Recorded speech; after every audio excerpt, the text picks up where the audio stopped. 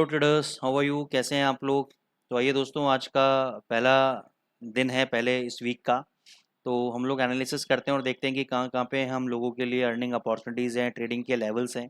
तो सबसे पहले डॉलर इंडेक्स के ऊपर आते हैं, और डॉलर इंडेक्स में मैं फंडामेंटली आपको सबसे पहले बताता हूँ कि मार्केट के अंदर जो न्यूज़ चल रही है वो यही चल रही है कि सितंबर मंथ के अंदर आपका इंटरेस्ट रेट ये लोग इंक्रीज़ नहीं करेंगे। और ऐसा बोला जा रहा है कि बेसिस ऑन दी डेटास हम लोग नवंबर या दिसंबर मंथ के अंदर इंटरेस्ट रेट इंक्रीज़ करेंगे, ऐसा गवर्नमेंट बोल रहा है।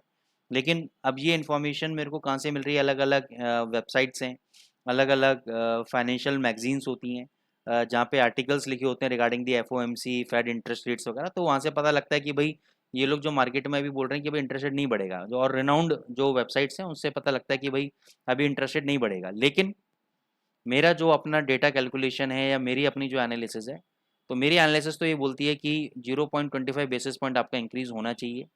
वेनेसडे को आपका एफओएमसी का डेटा है, और उसके पीछे कारण ये भी है कि देखो डॉलर इंडेक्स टूटने का नाम नहीं ले रहा है अभी। अब इंटरेस्ट रेट आएगा बढ़कर, तो जरूरी नहीं है कि ऊपर जाए, हो सकता है नीचे क्रैश हो जाए। क्यों? क्योंकि ऑलरेडी इतनी बड़ी रैली दे चुका है, ऑलरेडी ये इतनी बड़ी रैली दे चुका है इसी उम्मीद में कि गवर्नमेंट 0.25 बेसिस पॉइंट बढ़ाएगी। लेकिन मार्केट में कभी भी जब न्यूज़ की डिस्काउंटिंग होती है, जैसे मैंने आपको पहले ही बोला था कि अगर मार्केट में ये पता लग जाए कि इंटरेस्ट रेट नहीं बढ़ेगा, तो डॉलर इंडेक्स को गिरना चाहिए था, तो गिर नहीं रहा है।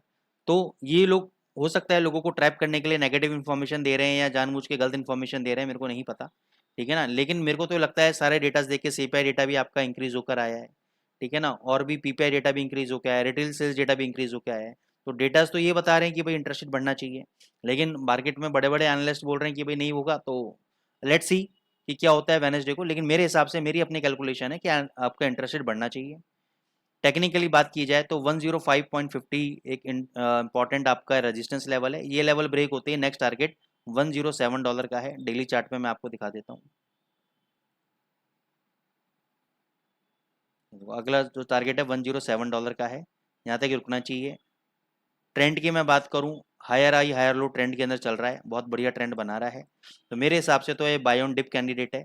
मैंने आपको पहले भी बोला था कि जब तक ये 104.40 का लो नहीं ब्रेक करता या इसके नीचे सस्टेन नहीं करता, तब तक ये बाय ऑन डिप कैंडिडेट है। यहाँ पे बहुत अच्छा एक फ्लैग पैटर्न बना रहा है, ब्रेकआउट होते ही अच्छा मूवमेंट देने को चाहिए इसको। यूरो यूएसडी पे आ जाते हैं। अब यूरो यूएसडी नीचे गिरा है, अब ये होल्ड कर रहा है। क्यों होल्ड कर रहा है? डेली चार्ट पे आ जाओ। टेक्निकली अगर देखा जाए तो यहाँ पे देखो डबल बॉटम टाइप में इसने बनाया है। यहाँ पे अगर लो देखोगे 1.0635 का लो है, फ्राइडे का इसका लो 631 का है। तो यहाँ से इसको बाउंस बैक देना चाहिए एज पर दिस पैटर्न। लेकिन अभी आप देखोगे कि बहुत ज़्यादा मूवमेंट ये नहीं दे रहा है, 663 के आसपास चल रहा है। लेकिन आज इसको ये लो टूटना चाहिए था, अगर ये वीक होता ना तो उसको लो ब्रेक करना चाहिए था, इसने लो ब्रेक नहीं किया है। तो अभी इसमें मैं कुछ कह नहीं सकता। आपको बाय करना है, आप अभी बाय कर सकते हो 600 का स्टॉप लॉस लगा के। टारगेट आपको 800 तक के ऊपर मिल सकते हैं। 750 पहला टारगेट 750 का है, उसके बाद 800 का टारगेट है। अगर 600 का लेवल ब्रेक कर गया तो नेक्स्ट टारगेट आपका 1.0550 का आपका टारगेट है। ठीक है ना? अगला सपोर्ट लेवल ये है, फिर उसके बाद 500 सबसे स्ट्रॉन्ग सपोर्ट लेवल। अगर मेरे को एक 100-150 पिप की अगर तेजी खेलनी है तो मैं 500 के आसपास बाय करूंगा, 450 का ऐसा लगाऊंगा, और फिर मैं 150-200 पिप की तेजी खेल लूंगा। तो मेरा लिए बेस्ट बाइंग लेवल इस वीक के अंदर तो 500 है। उससे पहले अगर इंट्राडे में आज आप बाय करना चाहते हो तो आप अभी बाय कर सकते हो 662 पे। स्टॉप लॉस रहेगा आपका 600 का, इसके नीचे चला गया तो एग्जिट। या क्योंकि देखो इसके नीचे अगर आप स्टॉप लॉस लगाओगे कभी भी कैंडल बनाएगा और आपका एसएल खा के ऊपर आ जाएगा। तो इसलिए 600 का is the safest stop loss. अगर इसके नीचे बंद होता है तो एग्जिट, नहीं तो यहाँ से आपको ये 750 तक कभी भी मूवमेंट दिखा सकता है।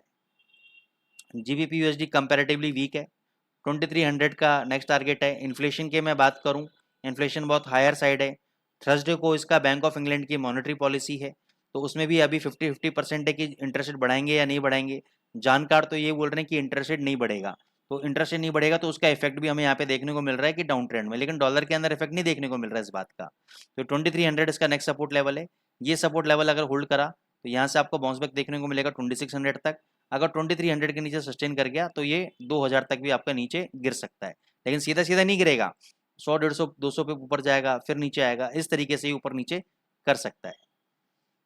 AUD USD, गोल्ड तेज है आपका, गोल्ड पे भी मैं आऊँगा अभी, लेकिन ये बाइंग में है। बेस्ट बाइंग इसकी बनती है 0.6290, लेकिन यहाँ पर भी आप चाहो तो बाई कर सकते हो। फाइनल स्टॉप लॉस 6190 का है, तो यहाँ से 200-300 पिप तक का गेम है। अगर इतना बड़ा गेम आप प्ले कर सकते हो तो आप इसमें एवरेजिंग वाला काम करके बहुत अच्छे प्रॉफिट बना सकते हो।